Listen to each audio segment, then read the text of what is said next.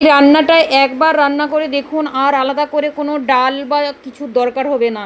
সজনে ডাঁটাটাকে আঁশ ছাড়িয়ে সুন্দর করে কেটে নিয়েছি, টুকরো টুকরো করে একটা আলু কেটে নিয়েছি, একটা বেগুনকে একটু বড় বড় শেপে কেটে নিয়েছি। তারপরে দেখুন কড়াইয়ের মধ্যে কিছুটা সরিষের তেল দিয়ে শুকনো লঙ্কা 5 ফোড়ন ফোড়নে দিয়ে দিলাম, তারপরে কিছুটা লবণ দিয়ে দিলাম, তারপরে পেঁয়াজ কুচিটা দিয়ে দিলাম, ওর মধ্যে সুন্দর ব্রাউন কালার আসা পর্যন্ত একটু ভেজে নেব। তারপরে আদা রসুনের পেস্টটা ওর মধ্যে দিয়ে দিলাম, ওইটারও কাঁচা গন্ধ চলে যাওয়া পর্যন্ত ভেজে নেব। তারপরে কেটে রাখা আলুটা ওর মধ্যে দিয়ে দিলাম, এবার আলুটা দিয়ে সুন্দর করে নাড়াচাড়া করে ভেজে নেব। তারপরে কেটে রাখা সজনে ডাঁটাটা দিয়ে দিলাম ওর মধ্যে, ওইটা দিয়েও কিছুক্ষণ নাড়াচাড়া করে নেব। তারপরে কেটে রাখা বেগুনটা ওর মধ্যে অ্যাড করে দিলাম, এই যে দেখুন, দিয়ে তারপরে সুন্দর করে নাড়াচাড়া করে নেব, তেলের মধ্যে যেন মিক্স হয়ে যায় সবজিটা সুন্দরভাবে। তারপরে ঢাকা দিয়ে দিলাম, সুন্দর করে ঢাকা দিয়ে দিয়েই রান্না করব। কিছুক্ষণ ঢাকা দিয়ে রান্না করলাম, এই যে দেখুন সুন্দর করে লো ফ্লেমে নেই, এখন কিন্তু হাই ফ্লেমে পুরো রান্না করছি, বেগুনটা যাতে একটু মজে যায়।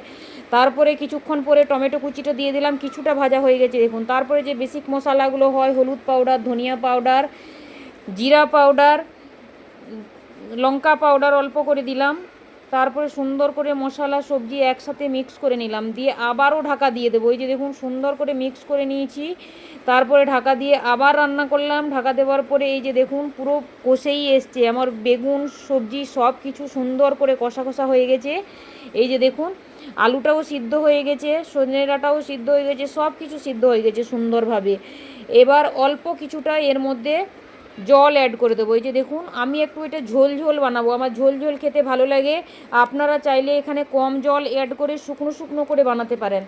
এই যে দেখুন আমার ঝোলের জন্য জল দিয়ে দিয়েছি, এবং তরকারি পুরো হয়েই এসছে, সবজি ডাঁটা সব কিছু সুন্দরভাবে সিদ্ধ হয়ে গেছে। এই যে দেখুন, তারপরে তরকারি আমি নামানোর আগে কিছুটা গরম মশলা অ্যাড করে দিলাম, তাতে ফ্লেভারটা আরও সুন্দর আসবে। আর খাওয়ার আগে কিছুটা লেবুর রস চিপে খাবেন, অসাধারণ টেস্ট হয়। Bye bye.